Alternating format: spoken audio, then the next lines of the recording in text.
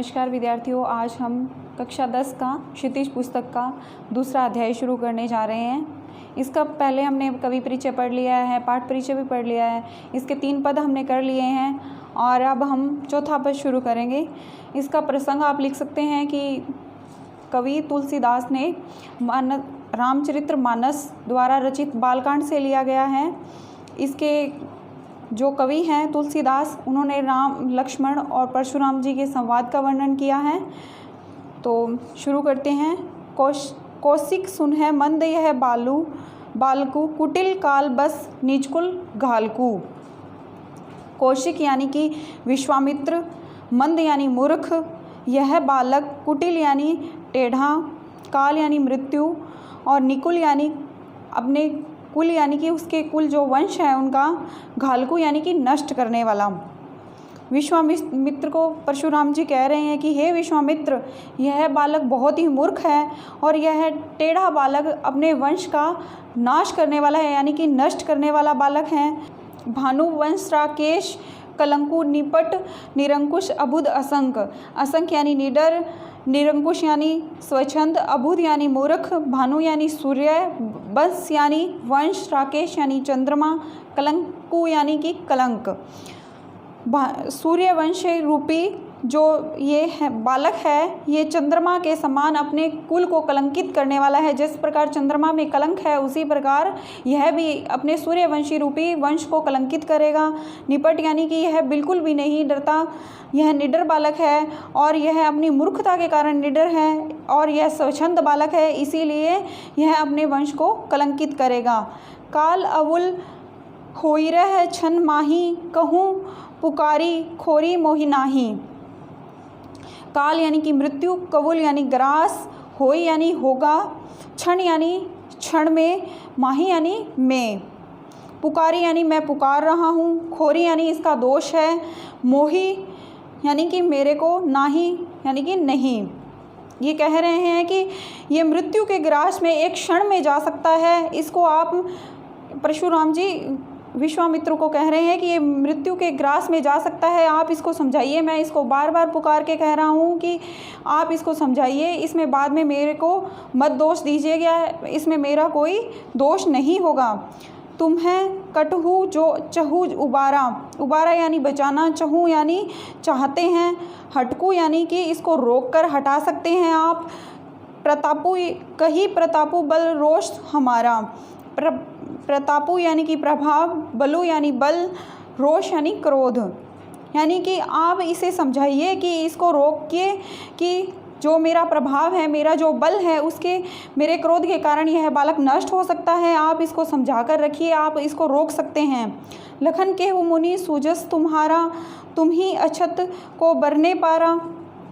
लखन, मैं लखन को कह रहा हूँ कि कहना चाहता हूँ कि सूजस यानी कीर्ति, तुम ही अछत छोड़कर, बरने यानी वर्णन, पारा यानी समर्थ।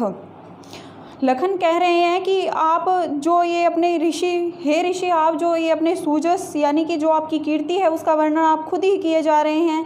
अछत यानी कि आपके इसके जो वर्णन आप कर रहे हैं अपनी जो वीरता का, उससे कौन अनजान है, सारा संसार इसको जानता है। अपने मुँह है तुम अपनी करनी, बार अनेक भांति बहुबरनी। इसमें लक्ष्मण जी कह रहे हैं कि आप अपने मुँह से अपने कार्यों की सराहना खुद ही किए जा रहे हैं। बार बार अपने जो आप अपने ही जो कार्य किए हुए उनका वर्णन किए जा रहे हैं। ना ही संतोष तह पुनि कछु कहूँ, जानी रीस रोग दुसह दुख सहूँ। यानी कि आपको संतोष यानी कि संतोष प्रदान करना, पुनः यानी कि दोबारा, कहने से, मत यानी कि जानना, रीस यानी क्रोध, रोककर यानी कि रोक लेना, असहनीय, दुहस का अर्थ होता है असहनीय, सहू यानी कि सहिए। आपको अगर अपना प्रशंसा में कुछ और कहना है, अगर आपको संतोष प्राप्त हो रहा है तो आप कुछ और भी कह सकते हैं, आप अपनी प्रशंसा और भी कर सकते हैं और आप इसको रोक कर मत रखिए क्योंकि आपको इससे दुख होगा। वीरव्रती तुम्हें धीर अक्षोभा, गारी देत न पाहु शोभा। जो वीरों के व्रत होते हैं, जो धैर्य और अक्षोभा यानी कि जो धीर को धारण करने वाले होते हैं, जो क्षत्रिय होते हैं। क्रोध, अक्षोभा का अर्थ होता है क्रोध। गारी देत न पहु अशोभा, आप गाली देते हुए शोभा नहीं देते। इसमें लक्ष्मण जी कह रहे हैं कि आप वीर क्षत्रिय के समान लग रहे हैं, आप एक वीर को गाली देते हुए शोभा नहीं देते हैं। सूर समर करनी कही कहीं न जानहूँ आपू, जो शूरवीर होते हैं, सूर यानी कि शूरवीर, समर यानी युद्ध में, करनी यानी कि जो कार्य करते हैं, कहीं जान ही यानी कि जताते हैं। आप तो वो वीर हैं जो भी अपने आप को शूरवीर समझकर ऐसे युद्ध में चले जा रहे हैं और आप यह जता रहे हैं कि मेरे से ज़्यादा कोई युद्धवीर नहीं है। विद्यमान रण पाई रिपु कायर कथी प्रतापु, विद्यमान यानी कि जो विश्व में होता है या जो क्षेत्र, रण यानी क्षेत्र, रिपु यानी शत्रु, कायर यानी डरपोक, कथई यानी कहते हैं। इसमें लक्ष्मण जी कह रहे हैं कि जो डरपोक लोग होते हैं, जो अपने रण क्षेत्र में जब युद्ध करने के लिए जाते हैं तो वहाँ पर वो अपने शत्रु के सामने ये कहते हैं कि मैं कायर नहीं हूँ, वो अपनी प्रशंसा की डींगे हाँकते हैं। इसी प्रकार आप भी कायरता के समान डींगे हाँक रहे हैं, खुद की प्रशंसा खुद ही किए जा रहे हैं। इसका विशेष आप लिख सकते हैं कि इसमें रौद्र और हास्यरस का प्रयोग किया गया है। इसकी शैली है वो रोचक है, अवधी भाषा का इसमें प्रयोग किया गया है। और आप इसमें विशेष में लिख सकते हैं कि इसमें अनुप्रास अलंकार का प्रयोग किया गया है। अब हम द्वितीय पैराग्राफ शुरू कर रहे हैं। तुम्हें तो कालू हाँक जनु लावा, बार बारी मोही लागे बुलावा। तुम्हें यानी कि तुम्हें, कालू यानी कि काल जो चक्र चल रहा है, हाँक यानी कि आप बलपूर्वक हाँक रहे हैं, यानी कि बुला रहे हैं उसको बार बार। मोही यानी कि मुझे बार बार लग रहा है कि आप उसे बुला रहे हैं। लक्ष्मण जी कह रहे हैं कि आप बार बार अपने काल को बुला रहे हैं। आप युद्ध तो नहीं करना चाहते, लेकिन बलपूर्वक आप अपने आप को उसमें झोंक रहे हैं। सुनत लखन के वचन कठोरा, पर सुधारी धरेऊ कर घोरा। घोरा यानी भयंकर, धरेऊ यानी कि उठा लिया है, सुधारी यानी अच्छी तरह से, कठोर यानी कि उनके जो कठोर वचन है, जो वो शब्द बोल रहे हैं, उनके लिए कहा गया है। तो लक्ष्मण जी के वचन सुनकर परशुराम जी ने उनका जो फरसा है उसको अच्छी तरह से पकड़कर उठा लिया है, यानी कि वो उनको उठाकर, परसा उठाकर चलने के लिए तैयार हो गए हैं। परसा बहुत ही भयंकर लग रहा है। अब जानू देही दो सुमोह लागू, कटुबंदी बालक बंध जोगू। कटुबंदी यानी कड़वा, बंध जोगू यानी मारने योग्य, जनू यानी मत, दोषो यानी कि दोष। अब आप मुझे इसका दोष, परशुराम जी कह रहे हैं कि अब इसके मारने का, इस बालक जो बोल रहा है इसके मारने का दोष आप मेरे को मत दीजिएगा, क्योंकि जैसे इसके वचन ये बोल रहा है ये मारने योग्य ही है। बालक बिलोकी बहुत मैं बाँचा, अब यहू मरण निहारा या सांचा। बिलोकी यानी देखकर, बाँचा यानी छोड़ना, यहू यानी कि यह, मरण निहारा मतलब मरने योग्य है, साचा यानी सच में। तो परशुराम जी कह रहे हैं कि यह बालक, इसको मैं बालक समझकर इतनी देर छोड़ रहा था, लेकिन यह मारने योग्य ही है। यह मैं सच में कह रहा हूँ कि मैं इसको मार ही दूंगा। कौशिक कहाँ क्षमीय अपराधु, बाल दोष गुनी गाही न साधु। कौशिक यानी कि विश्वामित्र, क्षमीय यानी क्षमा, अपराध यानी अपराधु यानी कि अपराध, बाल दोष इसको बालक रूप का जो दोष है, गुण यानी गुण, गिनही यानी कि गिनकर, साधु यानी कि उनके लिए परशुराम को कह रहे हैं, विश्वामित्र जी परशुराम को कह रहे हैं कि आप इसको बालक समझकर क्षमा कर दीजिए। जो बालक होता है उसके गुण या दोष नहीं गिने जाते हैं, इसीलिए आप इसको क्षमा प्रदान करें। खर कुठार में अंकुरु को ही, आगे अपराधी गुरुद्रोही। कि जो मेरा पैना जो फरसा है उसको मैं बार बार, यह करुणा रहित है, यह इसको ख़त्म कर देगा, यानी कि लक्ष्मण जी को ख़त्म कर देगा। और मैं इसको मारकर अपने गुरुद्रोही, यानी कि गुरुद्रोही जो ये समझ रहे हैं कि शिव का धनुष तोड़ा है, इसीलिए ये मेरे गुरु के द्रोही हैं, इसीलिए इनको गुरुद्रोही कह रहे हैं ये, कि मैं इसको मारकर अपने गुरुद्रोह का बदला लूँगा। उत्तर देत छड़ाहू बिन मारे, केवल कौशिक सील तुम्हारे। ये बार बार मुझे उत्तर देकर छेड़ रहा है और मैं इसको मार ही दूंगा। मैं केवल कौशिक यानी कि विश्वामित्र, मैं आपके स्वभाव के कारण ही इसको छोड़ रहा हूँ। नहीं तो यह कटी कुठारा, कठोरे गुरही उरिन होते श्रम थारे। न तो ना ही तो यह कटी कुठार, यह भी एक बार काट देती है तो बस ये काटने पर चल ही देती है, फिर यह रुकती नहीं है। गुरु उरिन यानी कि इसमें कोई करुणा या ममता नहीं है। इसको काटने में थोड़ा ही परिश्रम लगेगा जिससे कि मेरे गुरु का ऋण उतर जाएगा, इसीलिए मैं अपने गुरु के ऋण को उतार दूंगा इसको मारकर। गांधी सुन के है हृदय हसी मनु हरियु सूझ। गांधी सुन यानी कि गधी के पुत्र कह रहे हैं कि यानी विश्वामित्र के लिए संबोधन है यह। गधी के पुत्र यानी विश्वामित्र मन ही मन हंस रहे हैं। मनु यानी कि हराई यानी कि हरे को हरा ही समझ रहे हैं। ये सोचकर मुनि हंस रहे हैं मन ही मन में विश्वामित्र की ये हरे को मतलब कि ये उनको भी उसके समान ही समझ रहे हैं, बाकी क्षत्रियों के समान भी यही है।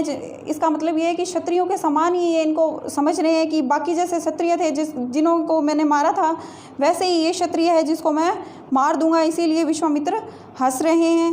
अयमे खांड ने खंडाऊ में यानी कि ईख यानी कि गन्ने के लिए कहा है। उमे यानी कि लोहे के लिए। अजहू ने बूझ यानी अबूझ यानी अज्ञानी है।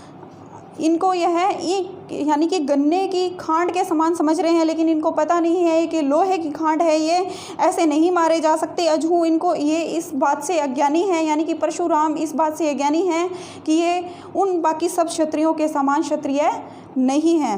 इसमें रौद्र रस व वीर रस का प्रयोग किया गया है। इसमें विशेष के रूप में आप लिख सकते हैं कि ये रौद्र और वीर रस का प्रयोग है। इसमें रूपक अलंकार का प्रयोग किया गया है।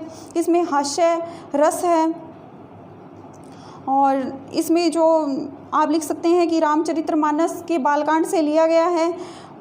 बस इतना ही विशेष आप इसमें लिख देंगे तो काफ़ी होगा। अब चलते हैं इसके अंतिम पैराग्राफ पर।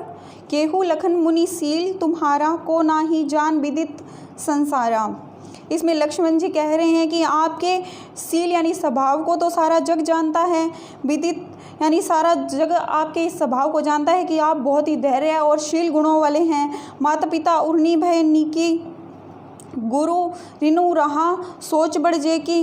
यानी कि उर्नी यानी कि गुरु का मतलब माता पिता का जो ऋण है वो तो आपने उतार ही दिया है। आपने जो सहस्त्रबाहु का इन्होंने पहले जिक्र किया था उनको मारकर आपने माता पिता का ऋण तो उतार ही दिया है। अब आप गुरु का ऋण भी उतारना चाहते हैं जो आपके अनुसार बहुत बड़ा हो गया है।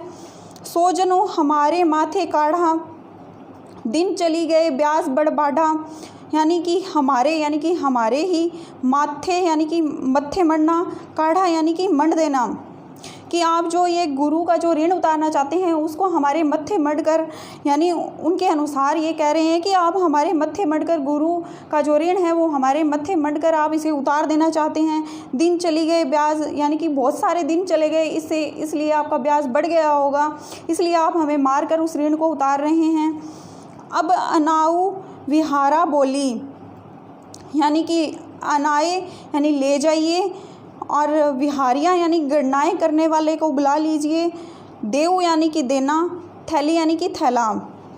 अब आप गणना करने वाले को बुला लीजिए, ले आइए उसको। मैं आपकी गणना के अनुसार यानी कि जितना आपका ब्याज बनता है उसके हिसाब से मैं अपने थैले में से निकाल कर उतना आपको ब्याज दूंगा। सुनी कटु वचन कुठारा सुधारा यानी संभल कर, कुठारा यानी कि जो उनका फरसा है उसको और संभालिया। उनके लक्ष्मण जी के कटु वचन सुनकर उन्होंने अपने फरसे को और अच्छी तरह से पकड़ लिया। हाय हाय सब सभा पुकारा। यह देखकर सभा में जो लोग बैठे थे उनमें हाहाकार मच गया। उनको पता था कि अब रक्तपात होने वाला है, इसलिए ब्रग भ्रवु परसु दिखावु मोही। हे परशुराम आप बार बार, लक्ष्मण जी यहीं नहीं रुके, वो आगे बोलते हैं कि हे परशुराम आप बार बार मुझे ये फरसा दिखाकर डरा रहे हैं। विप्र विचारी बचो नृपद्रोही यानी कि क्षत्रियों का जो द्रोही होता है। आप तो शुरू से ही क्षत्रियों के द्रोही हैं, लेकिन मैं आपको ब्राह्मण समझकर छोड़ रहा था, बचा रहा था कि आप इस युद्ध से बच जाएं। मिले न कभू सुभट रण गाड़े यानी कि दृढ़, रण यानी कि युद्ध में, कभू यानी कि सुभट यानी कि अच्छे, कभू यानी कि कभी नहीं मिले, द्विज देवता, घरही यानी कि घर के, बाड़े यानी कि बड़े हुए। इसमें लक्ष्मण जी कह रहे हैं कि आपको युद्ध में आज से पहले हमारे जैसे क्षत्रिय यानी कि अच्छे योद्धा नहीं मिले होंगे और आपने अपने घर में, आप तो इसके समान बातें कर रहे हैं कि आप अपने घर में, जैसे घर में जो प्रशंसा करते हैं वो सिर्फ घर में ही होते हैं। आपने बाहर आज तक क्षत्रियों का जो विद्रोह है या युद्ध नहीं देखा है। अनुचित कही सब लोग पुकारे, रघुपति सेन लखन नवारे। सारे लोगों में है निंदा करने लगे, सारे लोग जो सभा में जो लोग बैठे थे वो निंदा कर रहे हैं कि कैसे अनुचित व्यवहार कर रहा है एक गुरु के साथ। लक्ष्मण जी के लिए कह रहे हैं रघुपति सेन लखन निवारे। सेन यानी कि नेत्रों के इशारे से या संकेत से, निवारे यानी कि रोकना। रघुपति यानी कि राम के लिए उपयोग किया गया है। राम जी ने अपने संकेत के नेत्रों से उनको मना कर दिया कि अब तुम किसी भी बात का उत्तर नहीं दोगे। लखन उत्तर आहुति सरस भंगुबर कोप क्रसानी। क्रसानी यानी कि अग्नि, सरस यानी कि समान, आहुति यानी अग्नि। जो लक्ष्मण जी के वचन हैं वो परशुराम जी के लिए अग्नि, उनके क्रोध में अग्नि में आहुति देने का काम कर रहे हैं, उनको और क्रोधित कर रहे हैं। बढ़त देखी जल सम वचन बोले रघुकुल भानु।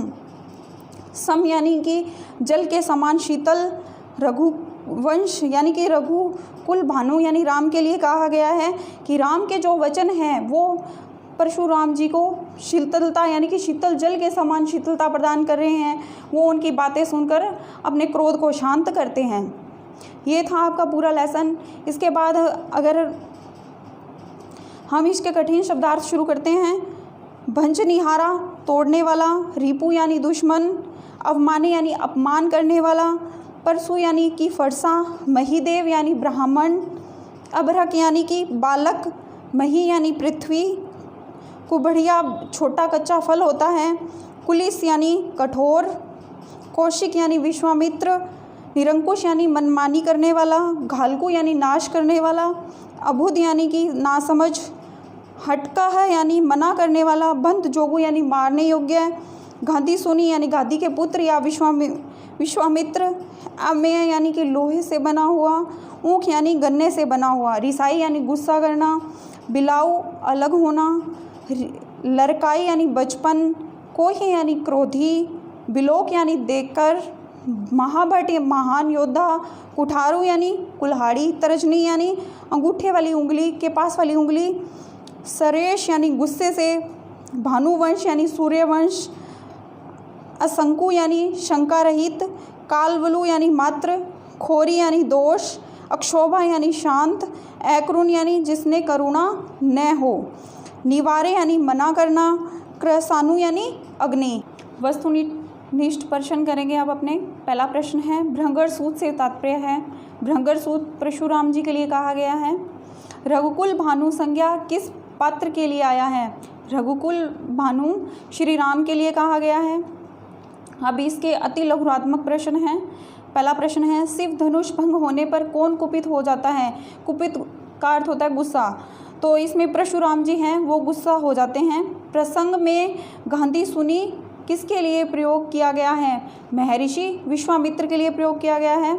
अगला प्रश्न है परशुराम लक्ष्मण को मंदबुद्धि क्यों कह रहे हैं?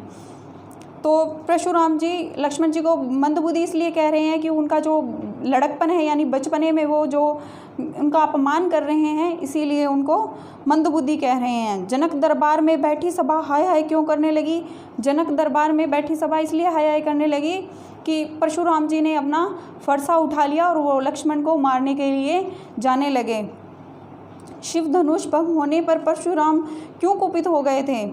शिव धनुष भंग होने के कारण परशुराम जी इसलिए कुपित हो गए थे क्योंकि शिव उनके गुरु थे, और जब जनक द्वारा जानकी यानी कि सीता जी का जब विवाह किया जाता है तो श्री राम उस पर धनुष है उस पर प्रत्यंचा चढ़ाते हैं तो वो टूट जाता है। इसीलिए जब वो उनसे टूट जाता है तो परशुराम जी को यह अशुभ लगता है, यानी कि उनको गुस्सा आता है कि मेरे गुरु का ये जो धनुष है ये किस लिए तोड़ा, इसलिए उन पे क्रोधित हो जाते हैं। अगला प्रश्न है शिव का धनुष कैसे टूट गया? शिव का धनुष लक्ष्मण जी के अनुसार बहुत ही पुराना था, बहुत पुराना हो चुका था, लेकिन श्री राम ने इसको नया समझकर उठाया, उस पर प्रत्यंचा चढ़ाई तो उसके सिर्फ थोड़ा सा मोड़ने मात्र से ही वह टूट गया। यहाँ कुम्हाड़बतिया काऊ नाही पंक्ति से लक्ष्मण जी की कौन सी विशेषता का पता चलता है? इहाड़ कुबतिया नाही में परशुराम जी द्वारा जब बार बार फरसा दिखाकर ये कहा जाता है कि आप मान जाइए, नहीं तो आप इस फरसे से कट जाएंगे, तो लक्ष्मण जी इसको डराना मात्र ही समझ रहे हैं। तो लक्ष्मण जी के अनुसार कि आप हमें बार बार डरा रहे हैं, आप तो अपने घर में ही महान बने फिरते हैं, आपको क्षत्रियों का पता नहीं है, क्षत्रिय ऐसे नहीं डरते हैं। इसीलिए इस पंक्ति का उपयोग किया गया है। अब निबंधात्मक प्रश्न है, लक्ष्मण परशुराम संवाद का कथा अनुसार अपने शब्दों में लिखिए। ये जो उन्होंने जो पूरा अभी अध्याय पढ़ा है, इसको पूरे पाठ को एक सार के रूप में लिखना है। तो आप ऐसे लिख सकते हैं कि तुलसीदास द्वारा रचित रामचरितमानस के बालकांड से लिया गया है। इसमें जानकी और राम जी के विवाह का वर्णन किया गया है। इसमें राम जी द्वारा जब धनुष तोड़ा जाता है तो उससे क्रोधित होकर परशुराम जी उस सभा में आते हैं और लक्ष्मण और राम से वाद विवाद करते हैं, यानी कि उस धनुष के तोड़ने के कारण उनसे बातचीत कर रहे हैं। जितनी भी बातचीत करी है उसका आप सार लिख सकते हैं इसमें।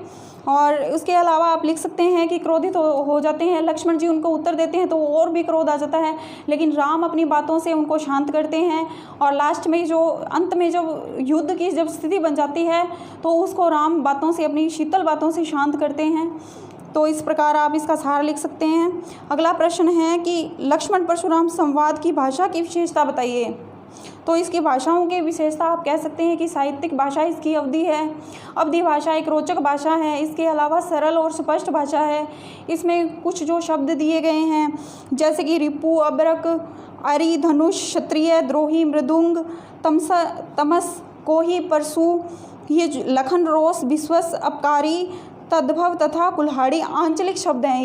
ये जितने भी शब्द हैं जो अवधि भाषा उस समय की थी तो वहाँ के ये आंचलिक शब्द है। जहाँ काशी के पास जब तुलसीदास जी रहते थे तो वहाँ के ये आंचलिक शब्दों का प्रयोग तुलसीदास जी द्वारा किया गया है। इसमें संवाद शैली का प्रयोग है, जैसे लक्ष्मण जी का संवाद है, राम जी का संवाद है, परशुराम जी का संवाद है, विश्वामित्र का संवाद है। तो इसमें जो इनकी संवादिक शैली है उसमें चरित्रों का वर्णन बहुत ही प्रभाव रूप से उभर कर आता है। इसके अलावा इसमें छंद और चौपाई जो शैली है उसका प्रयोग किया गया है। इसकी जो शैली है वो बहुत ही प्रभावपूर्ण तरीके से उभर कर आती है और कथानक बहुत ही प्रभावित लगते हैं इनकी भाषा शैली से। इनकी काव्य भाषा जो उनका वातावरण था, यानी कि जो अवधि भाषा का उस टाइम का जो वातावरण था उसके अनुरूप है। तो ये अपना पाठ था। इसको आप इन क्वेश्चनों को अच्छे से लिख लीजिएगा। धन्यवाद।